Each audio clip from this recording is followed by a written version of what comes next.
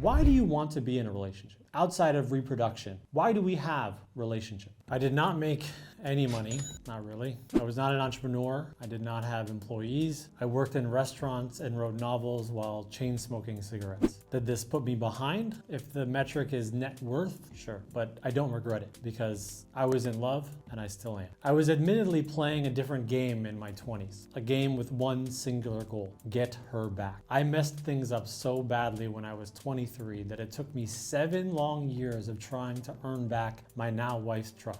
During that time, I wrote her 2 books. I wrote her 1,000 emails. I spent all my money traveling to see her whenever she would let me visit. Nothing mattered except winning her back. On occasion, I tried to find companionship with other women, but it was her all along, which maybe you can relate. As the proverb states, a healthy man wants everything, but a sick man wants only one thing. And the same goes for love. That human-shaped whole of companionship is so necessary and therefore so overwhelming when in lack that often our businesses struggle not for any cause in the market, but because our home is unstable. We cannot build the tower because we lack the foundation. How can I create this company while feeling so lonely? What's the point anyway? And worse still, you cannot buy it. Love, trust, companionship. No matter how well your business does, Naval Ravikant says it best: a fit body, a calm mind, a house full of love. These things cannot be bought. They must be earned.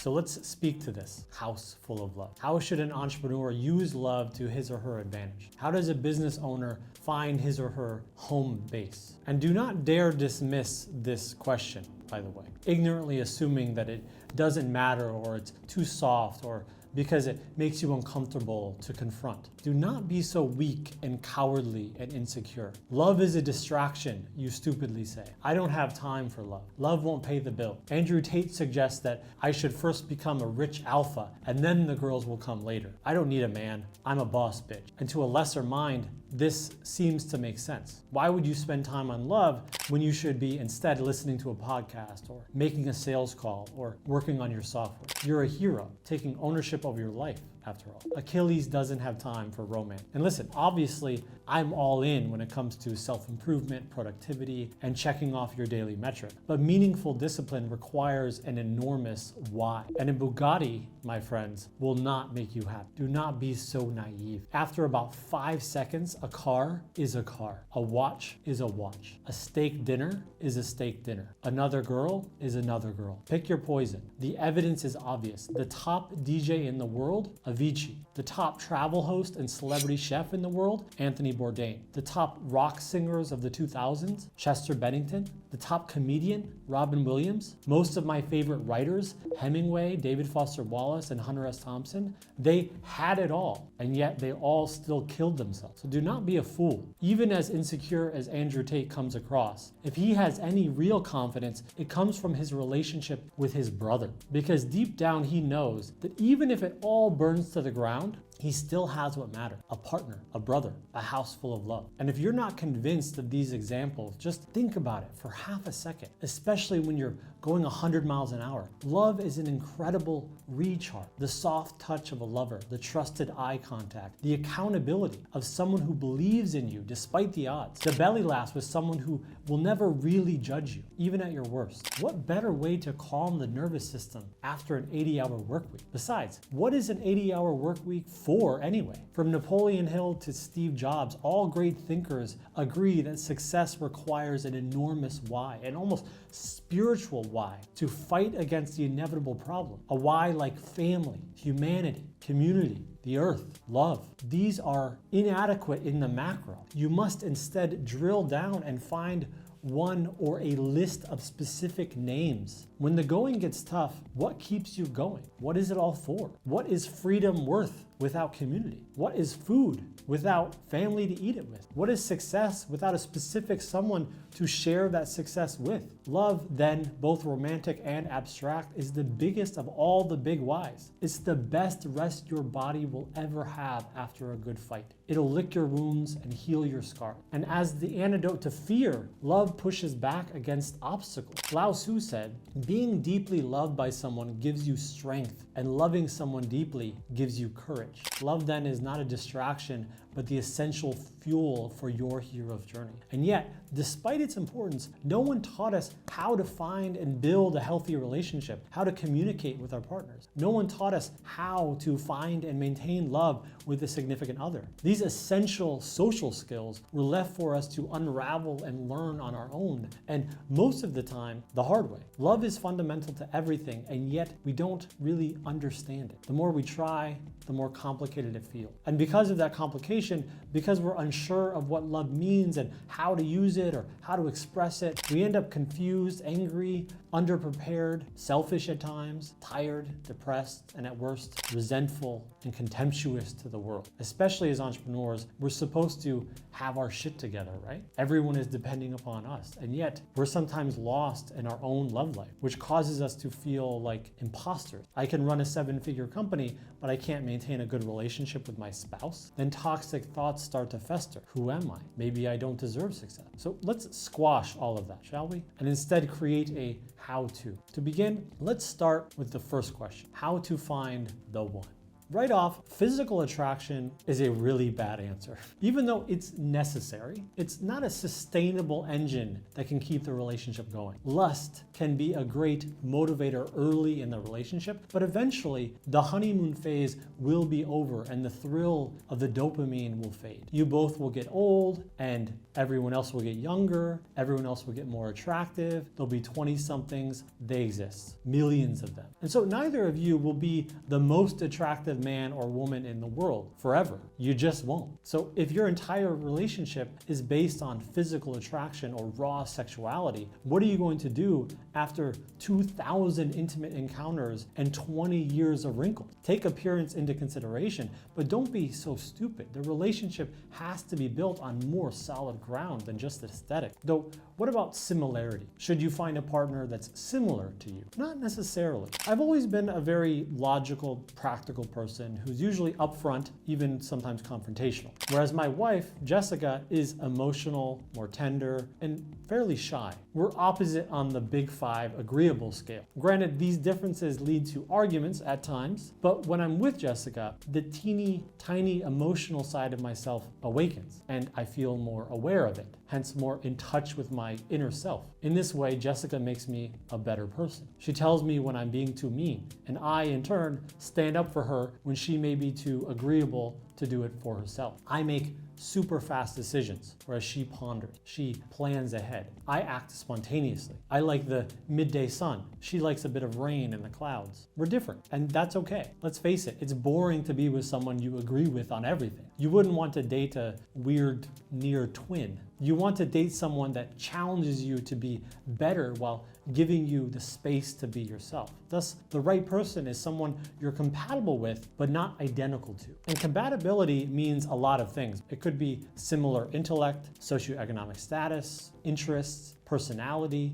attachment styles, and emotional availability. But of all the possible factors, the most critical by far is having a shared vision. Together, what do you really want? What do you want your life to look like? An ideal partner must have similar answers to these questions. If you want to settle down in the suburbs and he wants to move to Hong Kong, you'll probably face some problems. If you want kids and she wants a cat, you're gonna face problems. If I think it's okay for family to visit all the time and she wants a house just for us, you're going to face problems. If you think you should have sex every day and she thinks maybe once a week is enough, you're going to have problems. Big differences in values will create a gap between you and your life partner and turn your relationship from loving to potentially toxic. If you don't have the same outlook on your life, you can't be partners in life since you're reaching for different goals. Therefore, if you don't have the same goals, you can't actually be on the same team. And if you can't be on the same team, you'll eventually resent each other because one of you or both of you are going to be compromising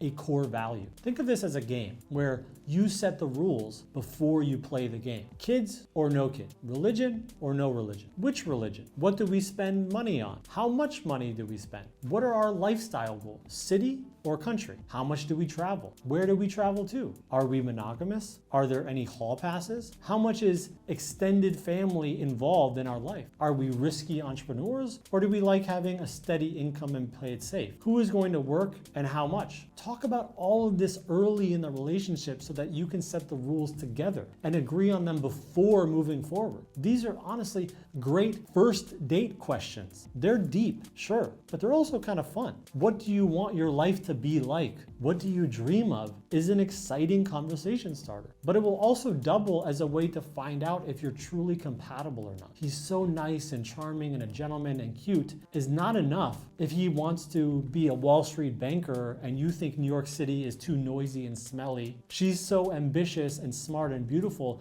won't feel great in 5 years when you'd rather have a stay-at-home mom as your partner. Jessica and I set the rules as such. We both want to optimize for having absolute financial freedom, but also we want to be artists at heart. And since rich artists statistically is nearly impossible, we both agreed to not have children and play the long game. Sometimes this means I have to leave her for months at a time when I travel for business. And since we both know why I'm doing that, and we both agreed on the goal, we're both okay with it. Whereas if all Jessica wanted was a simple life at home with children and a garden, we probably would have been divorced already. But the same goes in reverse. Just last week, she had to travel literally across the world to play at a festival in Seattle. She's a DJ. And I wasn't upset because that's the life we chose together before we ever got married. Another rule Jessica and I have is monogamy. Even when we're apart, I can't be with someone else and neither can she. Other couples may have different agreements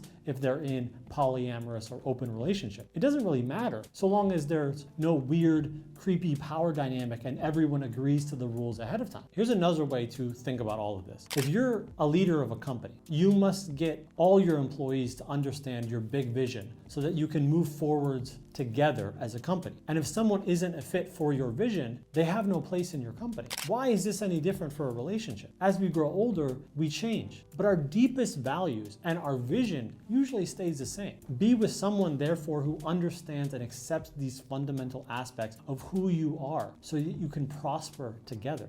Which if you're smart and paying attention, you'll have noticed that this implies then the first step to finding a life partner is to know yourself. If you don't know your own vision, how can you communicate your vision to someone else? So that's for another lesson. But the big idea here is be honest upfront. Don't lie because you think she or he wants to hear something. That's the worst thing you can do. Why? Because it destroys trust immediately. You're lying right off the bat. The shared vision that you decide upon, the rules of the game that you and your partner choose to play won't be true. If you're lying about the rules you want to include and you're lying about the vision that you want, then one day you will inevitably break those rules because you don't believe in those rules. That's why these rules matter. They are a constitution to which the rest of your life will reference. They are your saving grace in all future arguments. Many people think trust is only for not cheating, for monogamous couples, but that's so trite and simple. Trust is not breaking all the relationship rules, and relationship rules extend to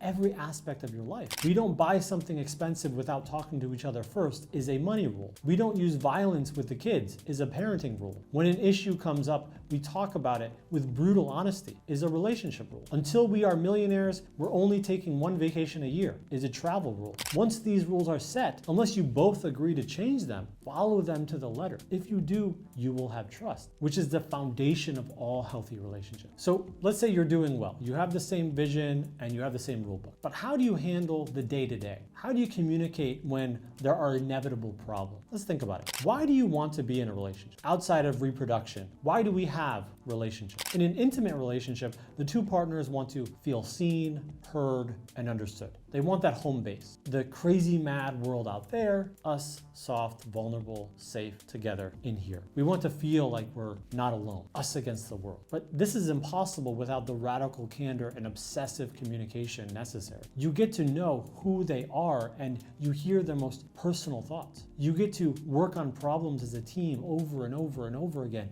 And through that repetition, you become close friends and trusted advisors to each other, as well as romantic partners. There are 4 things things you can do to improve your communication with your partner and create trust and serenity between the two of you. Number one is pay attention. No technology or app can ever replace one-on-one conversations with your partner where you can look them in the eye, hear their tone of voice, and sense how they're feeling in the present moment. Talking to each other is how we bond. It's the best form of communication out there. Despite this, 89% statistically of us take out our phones while talking to others, with 82% admitting that this behavior deteriorates the conversations that they're having while they do it. If you're constantly distracted by your phone, how are you going to have deeper conversations and build a real connection with your partner? Here's the best dating advice you will ever hear. Put your phone away during dates. My wife and I often go on dates without bringing our phones at all. It's magic. We get a few weird stares from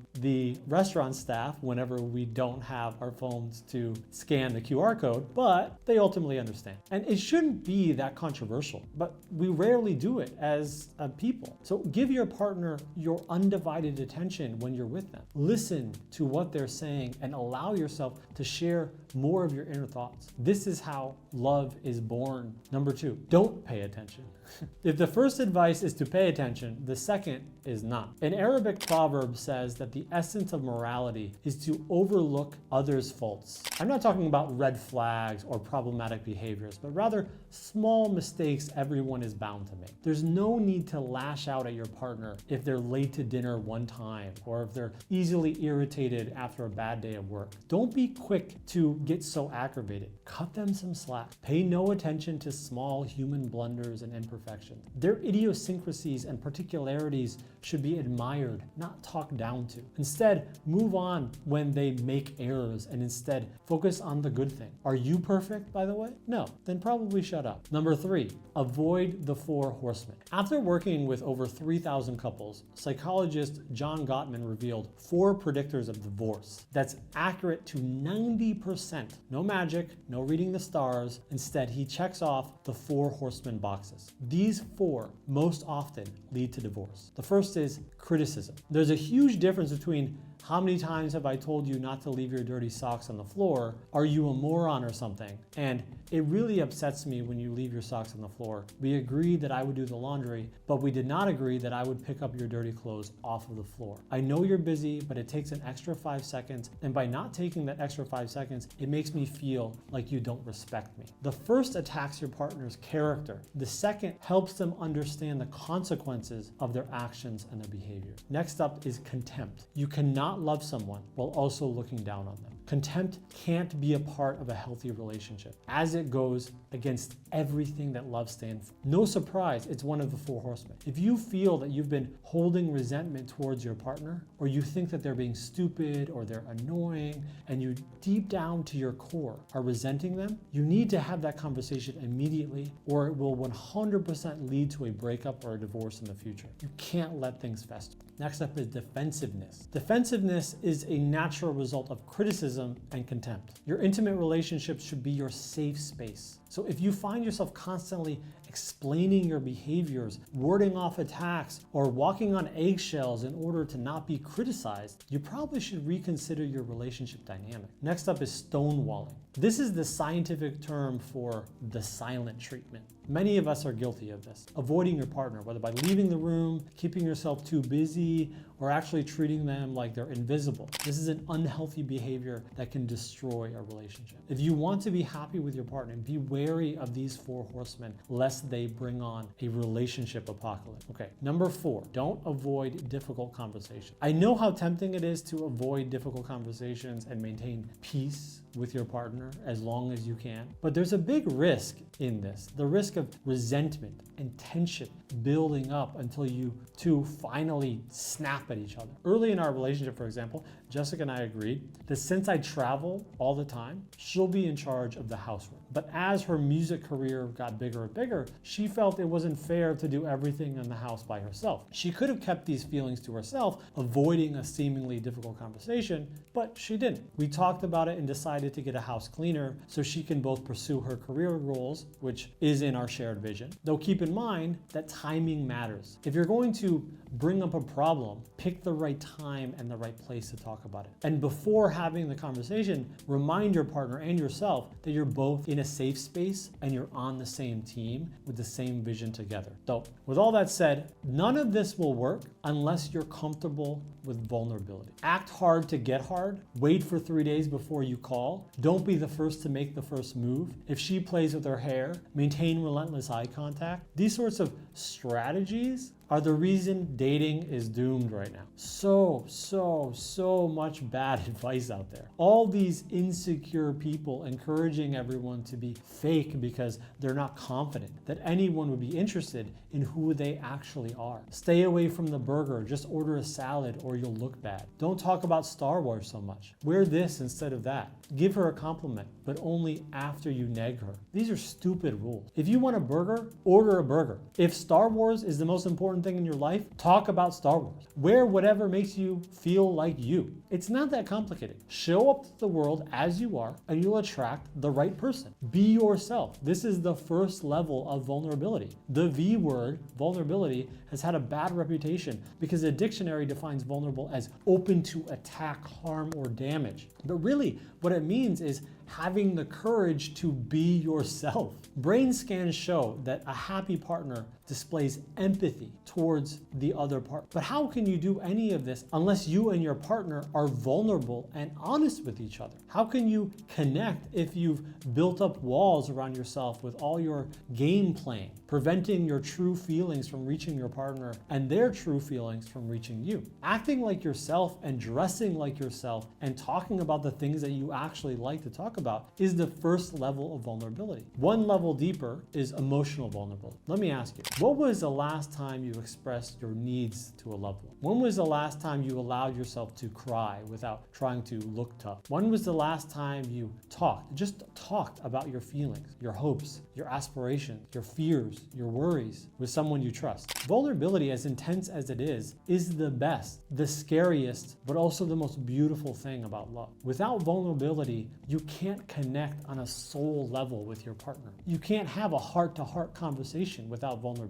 And you can never really feel safe with your partner because you're not allowing yourself to be fully with them anyways. You're holding back. You're not taking any chances. And don't give me this BS that vulnerability is somehow weak. It is not the same as neediness or weakness. I'll tell you the difference. When you're needy, you care more about what others think of you than what you think of yourself. You're blaming others for your problem. You're complaining without a plan. You're not acting correctly, but expecting others to accomplish your dreams for you. Sure, that's weak. But when you're healthily vulnerable, you're choosing to be yourself regardless of the consequences. A weak person gives power to others, letting them control aspects of their lives. Whereas a vulnerable person finds strength in accepting their own needs and their own desires and being honest about it. This is the advanced level of ownership, where you allow yourself to be yourself, where the idea of the hero is no longer conceptual, but real,